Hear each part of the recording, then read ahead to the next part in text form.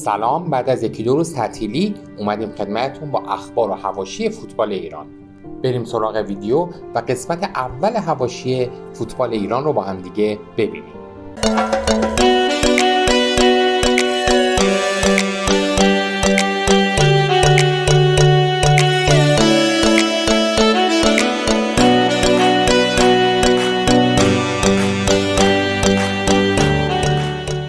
شجاعی یا هاشمیان روی نیمکت هوادار.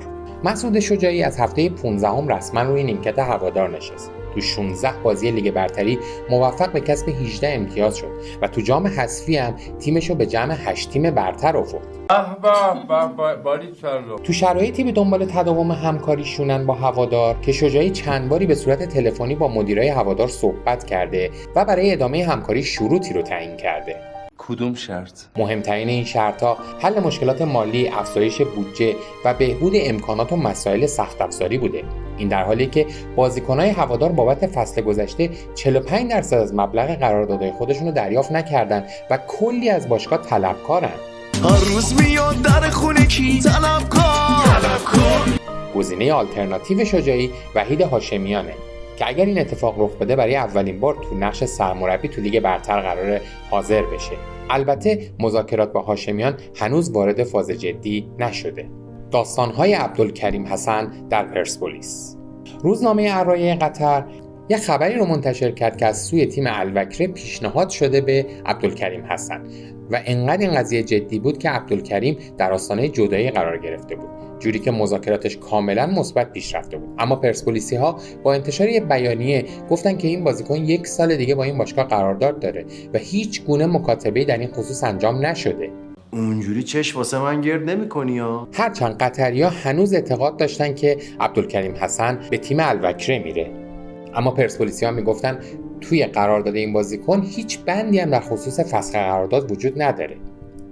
حتی تو قراردادش اومده که در زمان قرارداد با باشگاه حق هیچ گونه مذاکره‌ای رو با باشگاه دیگه‌ای هم نخواهد داشت. اما بازم اصرار از قطری‌ها بود که نه، عبدالکریم به باشگاه قطری میره و حتی فدراسیون قطر تو این قضیه بسیار پافشاری میکنه. یعنی شیشی؟ خب شما مرتفض نمیشه این یعنی شیشی؟ اما امروز روزنامه الوطن قطر نوشت با وجود آنکه الوکره پیشنهاد رسمی خود رو به عبدالکریم حسن داد، اما بازگشت این بازیکن منتفی شده، چرا که پرسپولیس حاضر نشده این بازیکن رو بفروشه.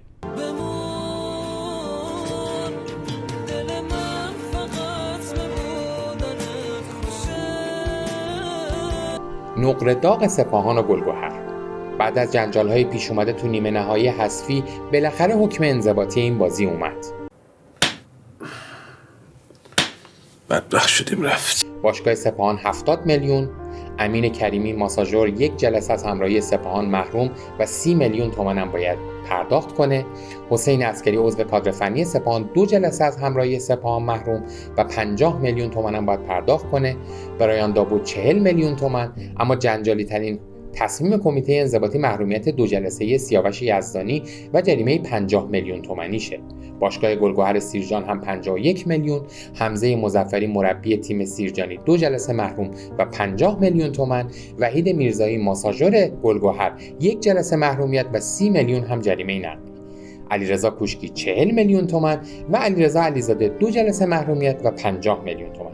ماشاءالله کمیته انضباطی ما بسیار رویه خوبی در گرفتن پول داره و این پول گرفتن از همه بابت هر قضیه‌ای شده عادت کمیته انضباطی. پول بده. پول چی میخوای؟ پول زور بده. پول.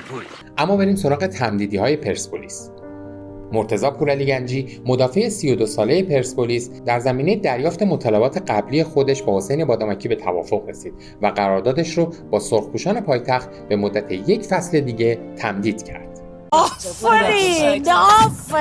قرارداد وحید امیری هم با سرخپوشان به مدت 1 فصل دیگه تمدید شد، اونم در حالی که زمزمه‌های مبنی بر جدایی این بازیکن از پرسپولیس به مقصد خیبر خرم‌آباد به گوش می‌رسید. اما با این وجود امیری برای ادامه همکاری با سرخپوشان به توافق رسید.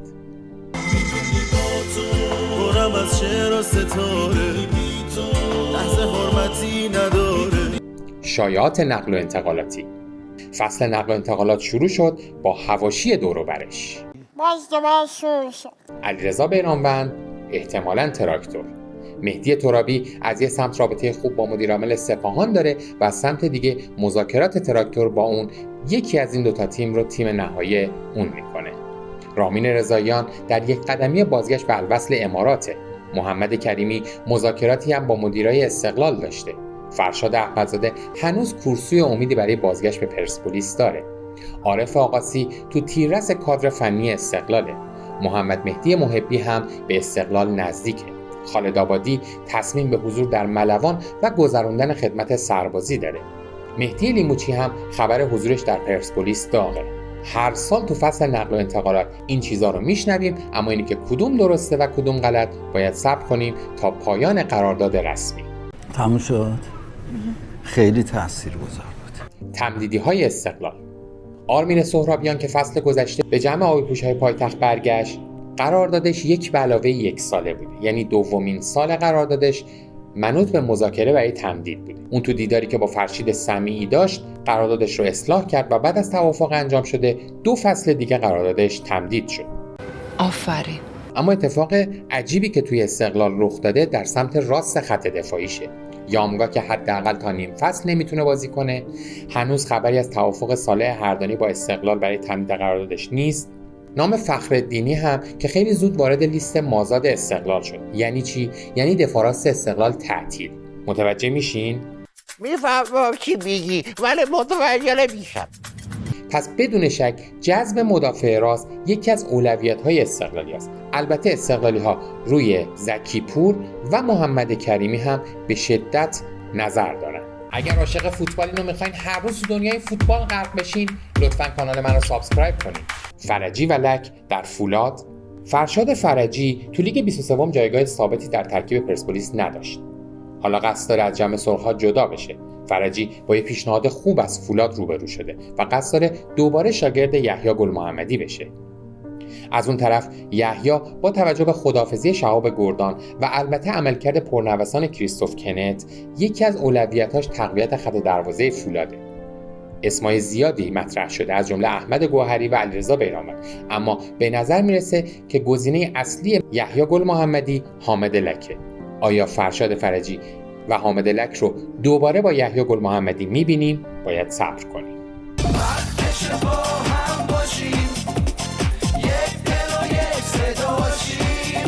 قرعه کشی انتخابی جام جهانی. تیم ملی ایران که تو آخرین رنکینگ فیفا تو رتبه 20 جهان قرار گرفت و بعد از تیم ملی ژاپن دومین تیم برتر قاره آسیاست، تو مراسم قرعه کشی مشخص شد که بایستی با تیم‌های ملی قطر، ازبکستان، امارات، قرقیزستان و کره شمالی رقابت کنه. گروهی که راحت تر از اون چیزی بود که فکرش رو میکردیم. بریم گروه ها رو با هم ببینیم. گروه 1 رو که بهتون گفتیم ایران، قطر، ازبکستان، امارات، قرقیزستان و کره شمالی.